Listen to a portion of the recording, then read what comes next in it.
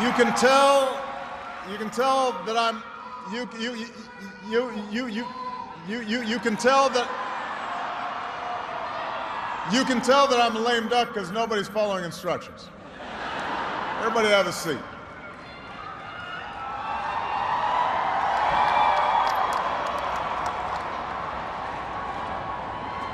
My fellow Americans,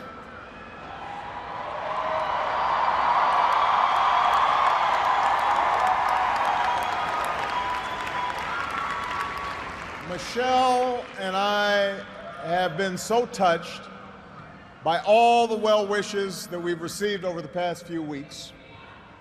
But tonight it's my turn to say thanks. Whether we have seen eye to eye or rarely agreed at all,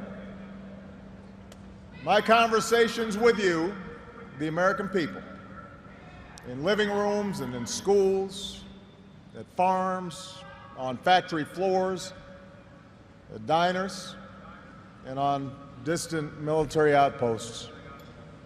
Those conversations are what have kept me honest and kept me inspired and kept me going.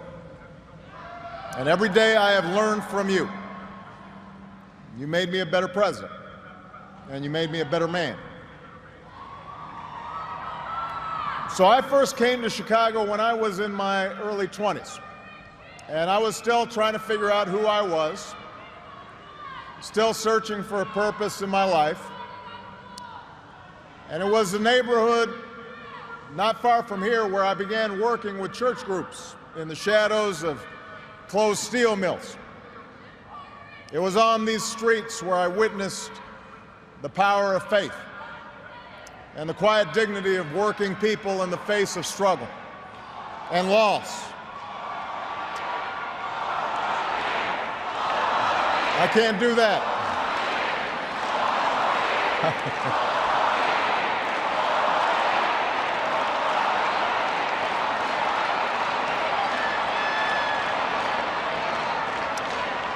Now, this is where I learned that change only happens when ordinary people get involved and they get engaged and they come together to demand it. After 8 years as your president, I still believe that. And it's not just my belief. It's the beating heart of our American idea, our bold experiment in self-government. It's the conviction that we are all created equal, endowed by our Creator with certain unalienable rights, among them life, liberty, and the pursuit of happiness. It's the insistence that these rights, while self-evident, have never been self-executing. That we, the people, through the instrument of our democracy, can form a more perfect union. What a radical idea. The great gift that our founders gave to us. The freedom to chase our individual dreams through our sweat and toil and imagination, and the imperative to strive together as well to achieve a common good, a greater good. For 240 years, our nation's call to citizenship has given work and purpose to each new generation. It's what led patriots to choose republic over tyranny, pioneers to trek west, slaves to brave that makeshift railroad to freedom.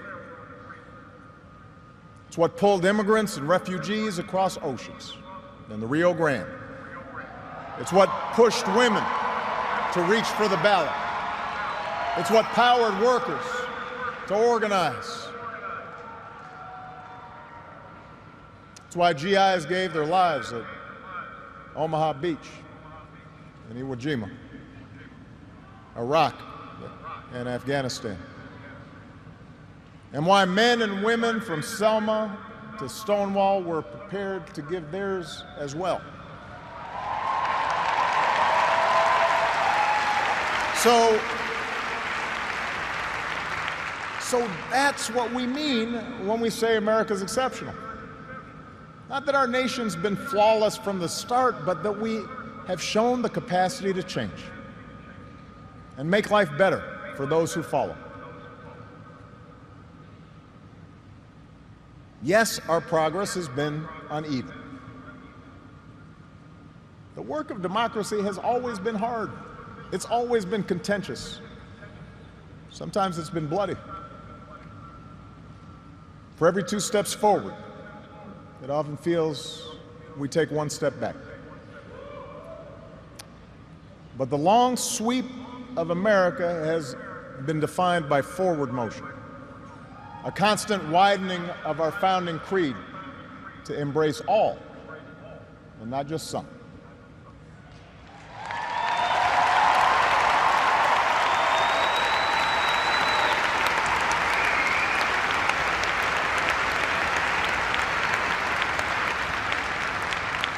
If I had told you 8 years ago that America would reverse a Great Recession, reboot our auto industry, and unleash the longest stretch of job creation in our history,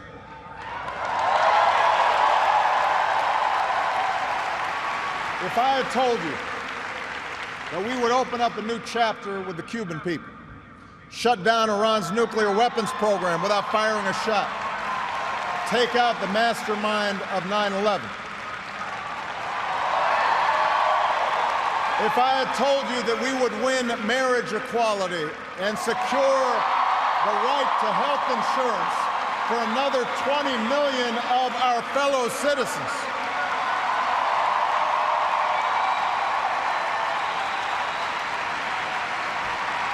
if I had told you all that, you might have said our sights were set a little too high. But that's what we did. That's what you did. You were the change. You answered people's hopes. And because of you, by almost every measure, America is a better, stronger place than it was when we started.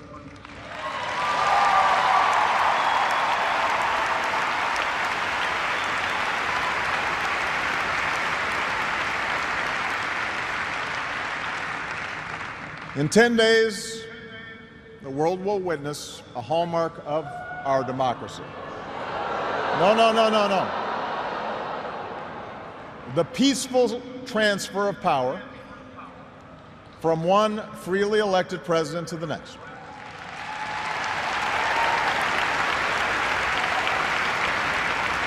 I committed to President-elect Trump that my administration would ensure the smoothest possible transition, just as President Bush did for me. Because it's up to all of us to make sure our government can help us meet the many challenges we still face. We have what we need to do so. We have everything we need to meet those challenges. After all, we remain the wealthiest, most powerful, and most respected nation on earth. Our youth, our drive, our diversity and openness, our boundless capacity for risk and reinvention means that the future should be ours. But that potential will only be realized if our democracy works. Only if our politics better reflects the decency of our people. Only if all of us, regardless of party affiliation or particular interests, help restore the sense of common purpose that we so badly need right now. And that's what I want to focus on tonight. The state of our democracy. Understand, democracy does not require uniformity. Our founders argued, they quarreled, eventually they compromised, They expected us to do the same. But they knew that democracy does require a basic sense of solidarity. The idea that for all our outward differences, we're all in this together, that we rise or fall as one.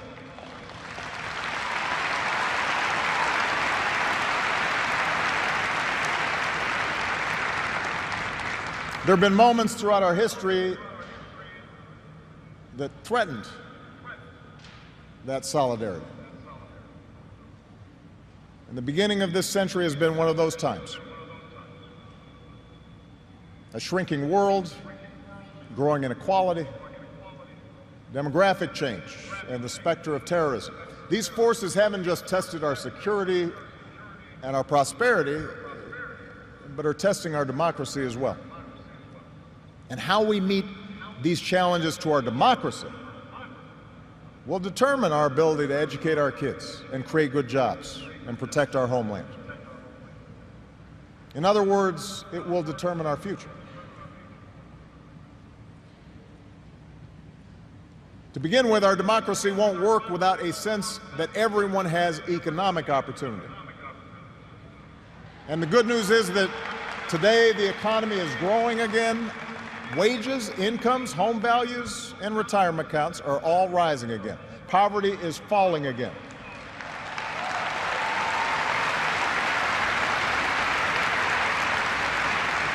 The wealthy are paying a fair share of taxes, even as the stock market shatters records. The unemployment rate is near a 10-year low. The uninsured rate has never, ever been lower.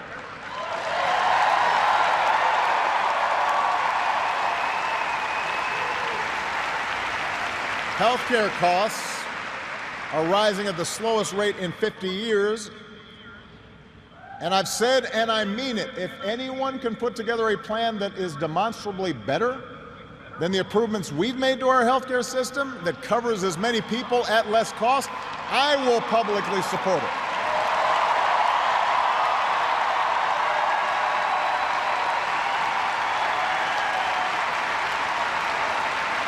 Because that, after all, is why we serve. Not to score points or take credit, but to make people's lives better. But for all the real progress that we've made, we know it's not enough. Our economy doesn't work as well or grow as fast when a few prosper at the expense of a growing middle class and ladders for folks who want to get into the middle class. That's the economic argument, but stark inequality is also corrosive to our democratic idea. While the top 1% has amassed a bigger share of wealth and income, too many of our families in inner cities and in rural counties have been left behind. The laid-off factory worker, the waitress or healthcare worker who's just barely getting by and struggling to pay the bills, convinced that the game is fixed against them, that their government only serves the interests of the powerful. That's a recipe for more cynicism and polarization in our politics. Now, there are no quick fixes to this long-term trend. I agree, our trade should be fair and not just free. But the next wave of economic dislocations won't come from overseas. It will come from the relentless pace of automation that makes a lot of good middle-class jobs obsolete. And so we're going to have to forge a new social compact to guarantee all our kids the education they need, to give workers the power to unionize for better wages, to update the social safety net to reflect the way we live now, and make more reforms to the tax code so corporations and individuals who reap the most from this new economy don't avoid their obligations to the country that's made their very success possible.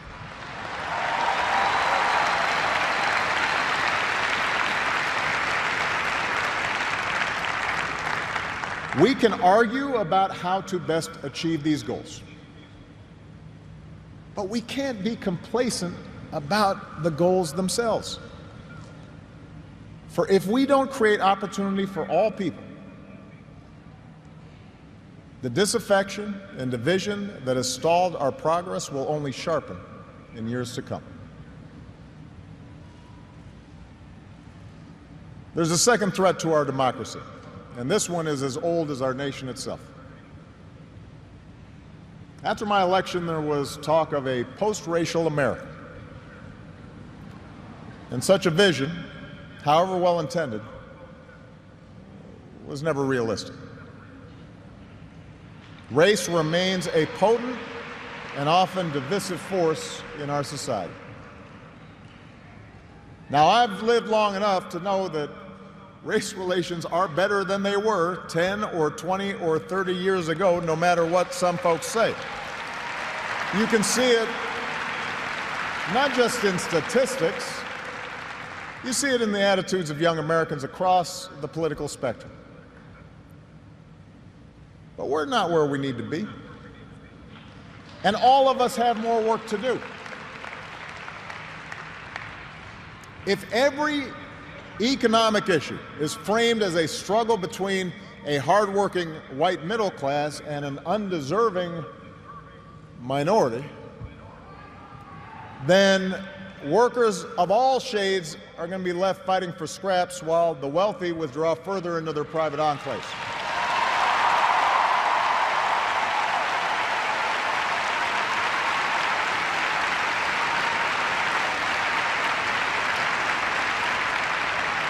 If we're unwilling to invest in the children of immigrants just because they don't look like us, we will diminish the prospects of our own children, because those brown kids will represent a larger and larger share of America's workforce.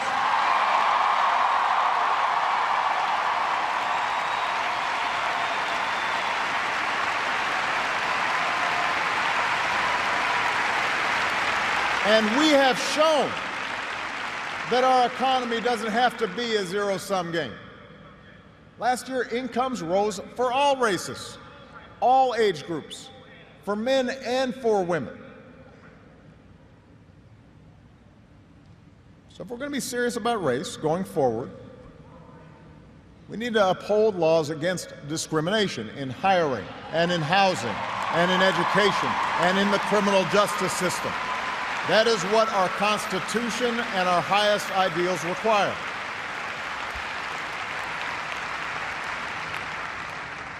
But laws alone won't be enough. Hearts must change.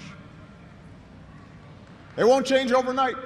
Social attitudes oftentimes take generations to change. But if our democracy is to work the way it should in this increasingly diverse nation, then each one of us need to try to heed the advice of a great character in American fiction, Atticus Finch, who said, "You never really understand a person until you consider things from his point of view, until you climb into his skin and walk around in it."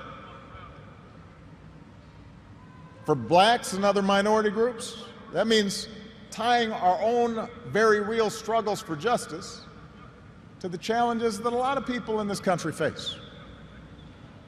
Not only the refugee or the immigrant or the rural poor or the transgender American, but also the middle-aged white guy who, from the outside, may seem like he's got advantages, but has seen his world upended by economic and cultural and technological change. We have to pay attention and listen.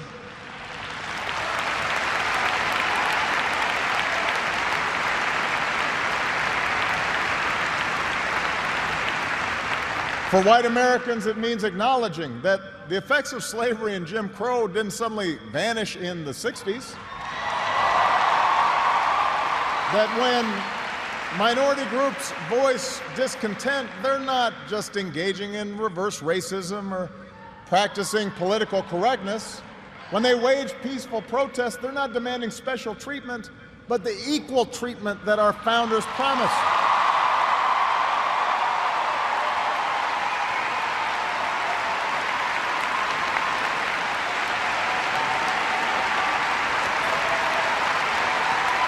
for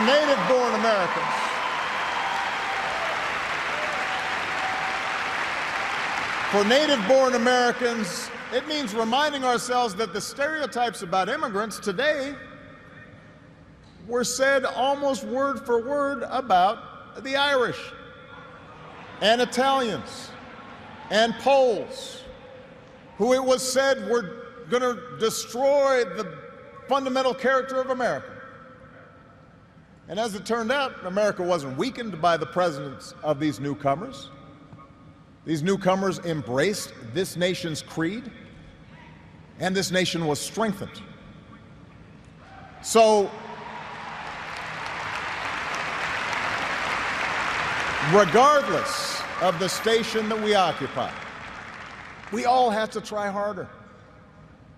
We all have to start with the premise that each of our fellow citizens loves this country just as much as we do, that they value hard work and family just like we do, that their children are just as curious and hopeful and worthy of love as our own.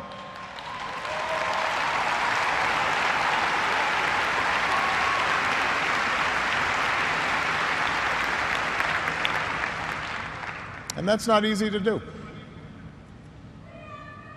For too many of us, it's become safer to retreat into our own bubbles, whether in our neighborhoods or on college campuses or places of worship, or especially our social media feeds. Surrounded by people who look like us and share the same political outlook and never challenge our assumptions. And the rise of naked partisanship and increasing economic and regional stratification, the splintering of our media into a channel for every taste, all this makes this great sorting seem natural, even inevitable. And increasingly, we become so secure in our bubbles that we start accepting only information, whether it's true or not, that fits our opinions, instead of basing our opinions on the evidence that is out there.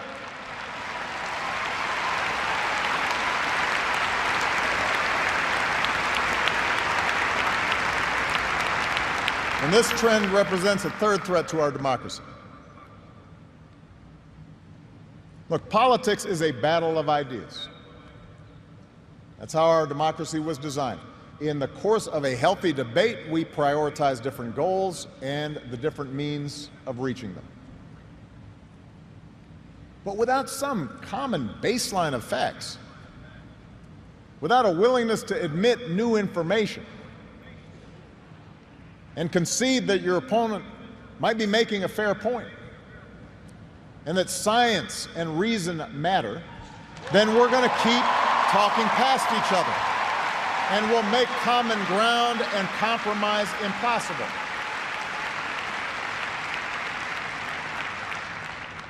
And isn't that part of what so often makes politics dispiriting? How can elected officials rage about deficits when we propose to spend money on preschool for kids, but not when we're cutting taxes for corporations? How do we excuse ethical lapses in our own party, but pounce when the other party does the same thing? It's not just dishonest, this selective sorting of the facts. It's self-defeating. Because, as my mom used to tell me, reality has a way of catching up with you.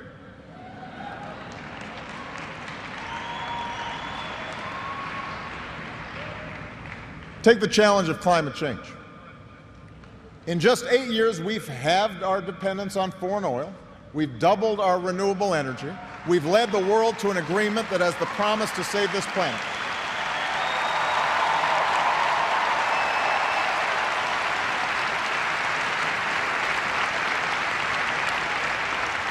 But without bolder action, our children won't have time to debate the existence of climate change. They'll be busy dealing with its effects.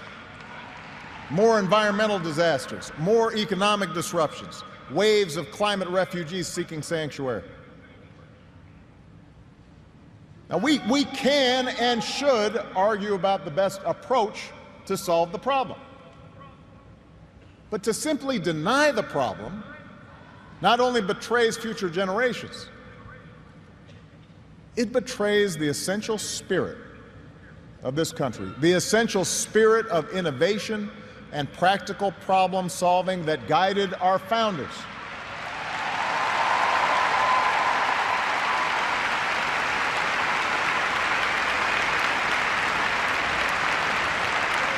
It is that spirit born of the Enlightenment that made us an economic powerhouse. The spirit that took flight at Kitty Hawk and Cape Canaveral. The spirit that cures disease and put a computer in every pocket. It's that spirit, a faith in reason and enterprise and the primacy of right over might, that allowed us to resist the lure of fascism and tyranny during the Great Depression, that allowed us to build a post-World War II order with other democracies, an order based not just on military power or national affiliations, but built on principles: the rule of law, human rights, freedom of religion and speech and assembly, and an independent press.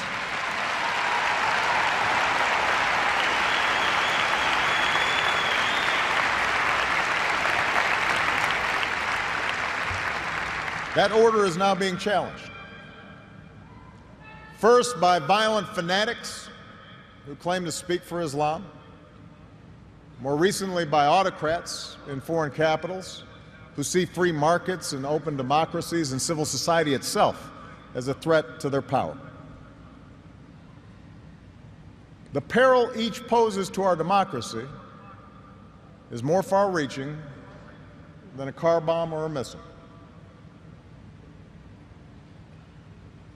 They represent the fear of change, the fear of people who look or speak or pray differently, a contempt for the rule of law that holds leaders accountable, an intolerance of dissent and free thought, a belief that the sword or the gun or the bomb or the propaganda machine is the ultimate arbiter of what's true and what's right.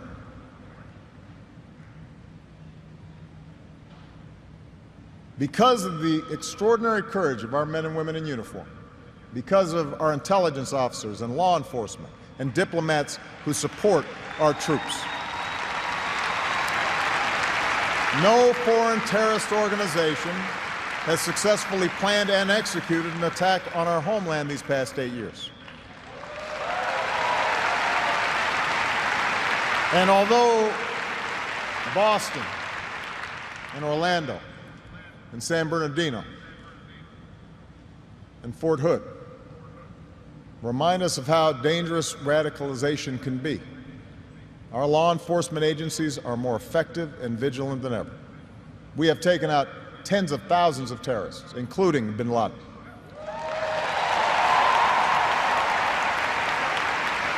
The global coalition we're leading against ISIL has taken out their leaders and taken away about half their territory. ISIL will be destroyed, and no one who threatens America will ever be safe. And to all who serve or have served, it has been the honor of my lifetime to be your commander-in-chief.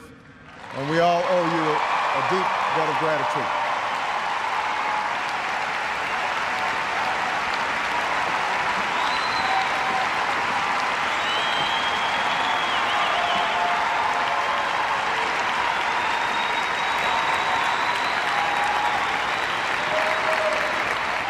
But protecting our way of life, that's not just the job of our military. Democracy can buckle when it gives in to fear.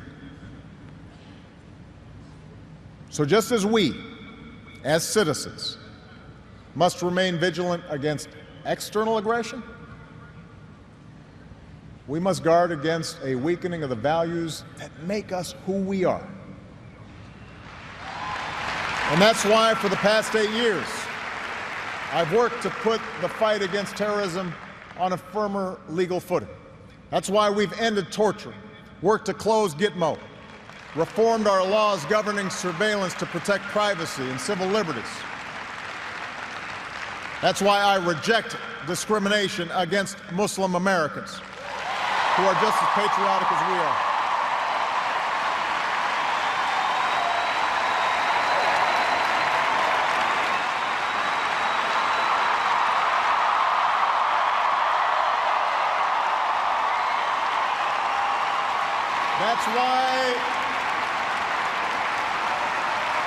That's why we cannot withdraw. That's why we cannot withdraw from big global fights to expand democracy and human rights and women's rights and LGBT rights. No matter how imperfect our efforts, no matter how expedient ignoring such values may seem, that's part of defending America. For the fight against extremism and intolerance and sectarianism and chauvinism are of a piece with the fight against authoritarianism and nationalist aggression. If the scope of freedom and respect for the rule of law shrinks around the world, the likelihood of war within and between nations increases, and our own freedoms will eventually be threatened. So let's be vigilant but not afraid. ISIL will try to kill innocent people, but they cannot defeat America unless we betray our Constitution and our principles in the fight.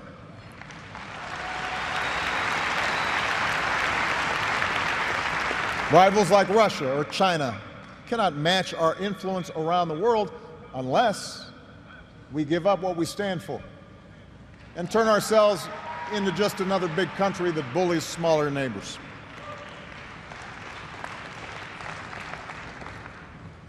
Which brings me to my final point. Our democracy is threatened whenever we take it for granted. All of us,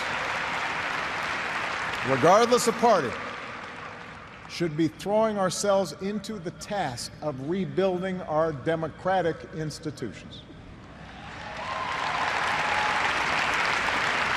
When voting rates in America are some of the lowest among advanced democracies, we should be making it easier, not harder, to vote.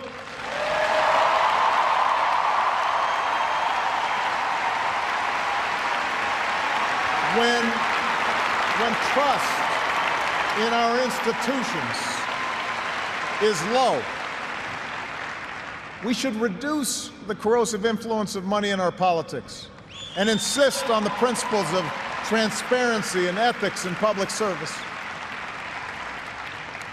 When Congress is dysfunctional, we should draw our congressional districts to encourage politicians to cater to common sense and not rigid extremes.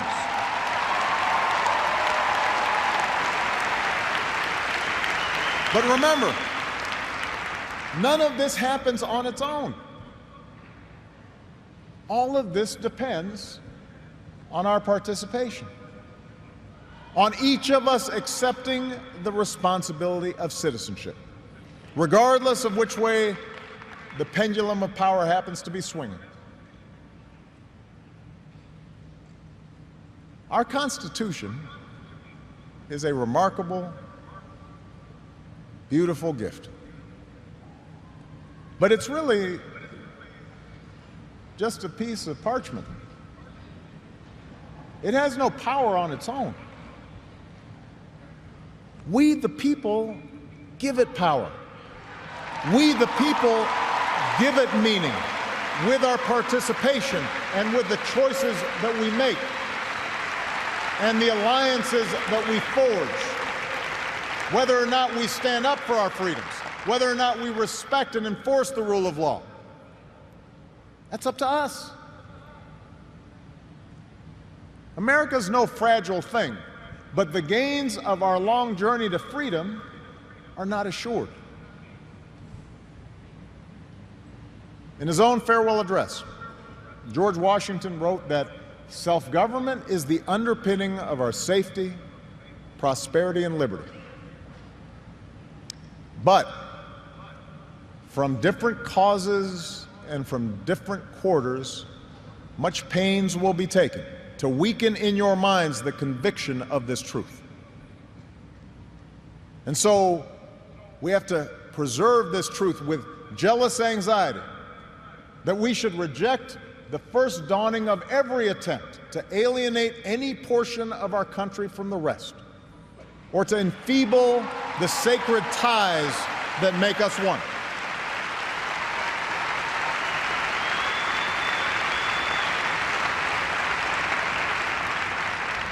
America, we weaken those ties when we allow our political dialogue to become so corrosive that people of good character aren't even willing to enter into public service.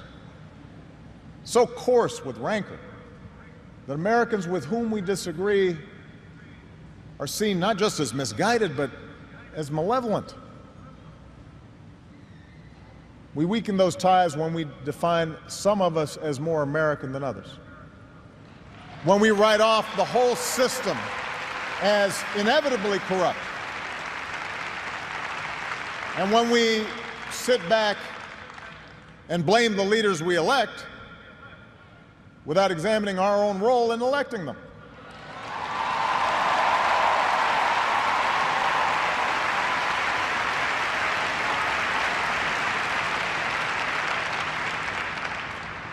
It falls to each of us to be those anxious, jealous guardians of our democracy,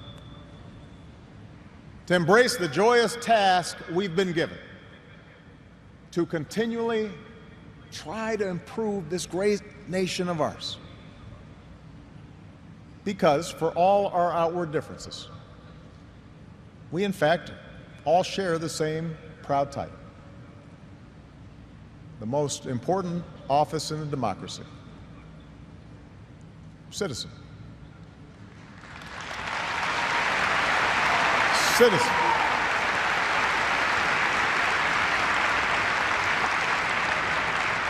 So you see, that's what our democracy demands. It needs you. Not just when there's an election, not just when your own narrow interest is at stake, but over the full span of a lifetime. If you're tired of arguing with strangers on the internet, try talking with one of them in real life.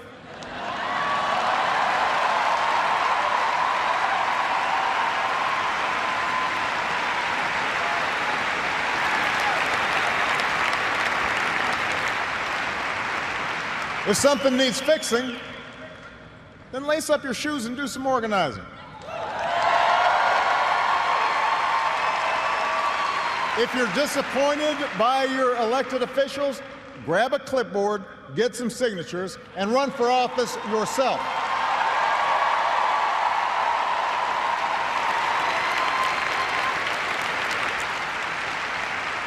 Show up. Dive in. Stay at it. Sometimes you'll win. Sometimes you'll lose. Presuming a reservoir of goodness in other people, that can be a risk.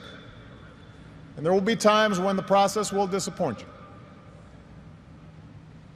But for those of us fortunate enough to have been part of this work and to see it up close, let me tell you, it can energize and inspire. And more often than not, your faith in America and in Americans will be confirmed. Mine sure has been. Over the course of these 8 years, I've seen the hopeful faces of young graduates and our newest military officers. I have mourned with grieving families searching for answers, and found grace in Charleston Church. I've seen our scientists help a paralyzed man regain his sense of touch. I've seen wounded warriors who at points were given up for dead walk again. I've seen our doctors and volunteers rebuild after earthquakes and stop pandemics in their tracks. I've seen the youngest of children remind us through their actions and through their generosity of our obligations to care for refugees or work for peace. And above all, to look out for each other.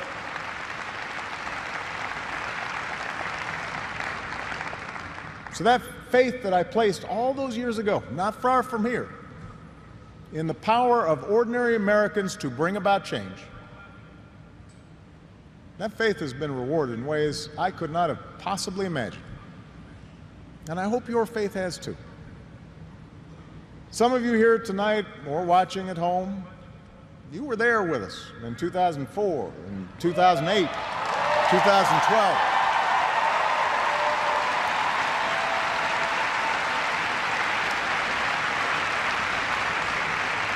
Maybe you still can't believe we pulled this whole thing off.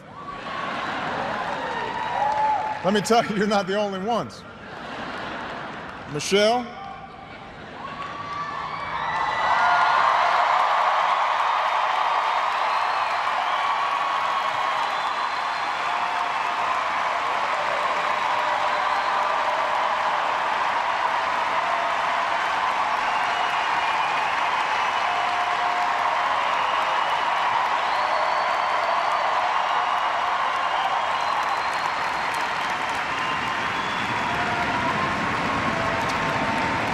Michelle LaVaughn Robinson, girl of the South Side.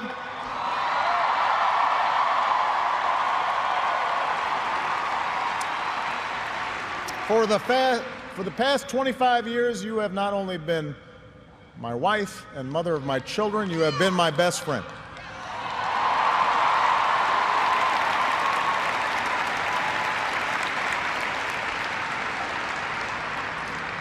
You took on a role you didn't ask for, and you made it your own, with grace and with grit and with style and good humor.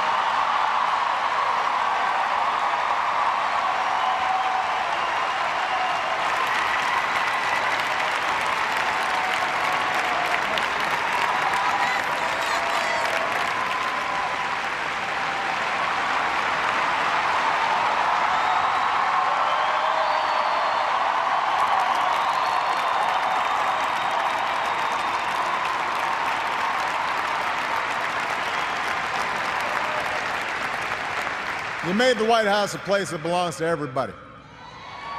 And a new generation sets its sights higher because it has you as a role model. So you have made me proud, and you have made the country proud.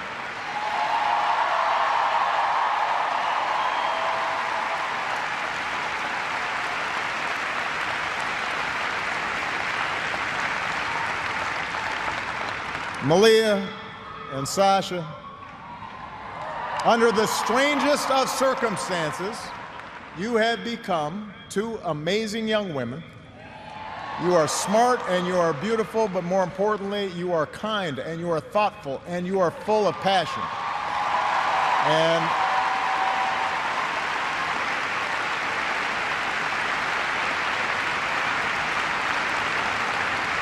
you wore the burden of years in the spotlight so easily.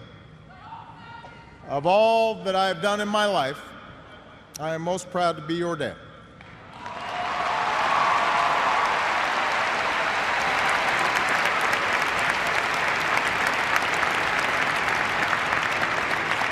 To Joe Biden,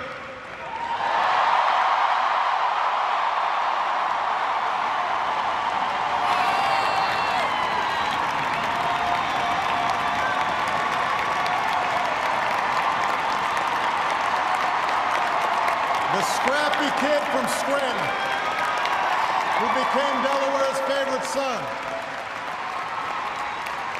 You were the first decision I made as a nominee, and it was the best.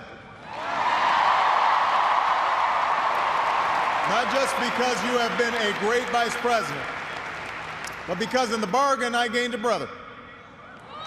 And we love you and Jill like family, and your friendship has been one of the great joys of our lives.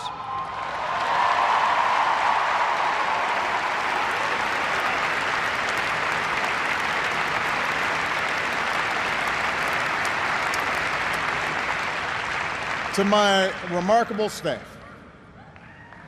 for 8 years, and for some of you a whole lot more, I have drawn from your energy, and every day I try to reflect back what you displayed: heart and character and idealism. I've watched you grow up, get married, have kids, start incredible new journeys of your own.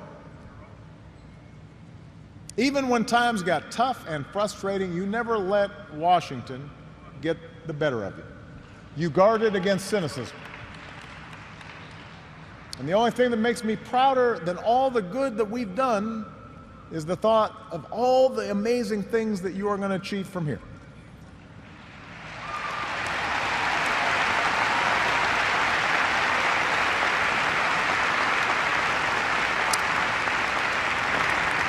And to all of you out there, every organizer who moved to an unfamiliar town, every kind family who welcomed them in, every volunteer who knocked on doors, every young person who cast a ballot for the first time, every American who lived and breathed the hard work of change, you are the best supporters and organizers anybody could ever hope for, and I will be forever grateful. Because you did change the world. You did. And that's why I leave this stage tonight even more optimistic about this country than when we started. Because I know our work has not only helped so many Americans, it has inspired so many Americans, especially so many young people out there, to believe that you can make a difference, to hitch your wagon to something bigger than yourselves. Let me tell you, this generation coming up, unselfish, altruistic, creative, patriotic, I've seen you in every corner of the country. You believe in a fair and just and inclusive America. You know that constant change has been America's hallmark, that it's not something to fear, but something to embrace. You are willing to carry this hard work of democracy forward. You'll soon outnumber all of us, and I believe as a result, the future is in good hands.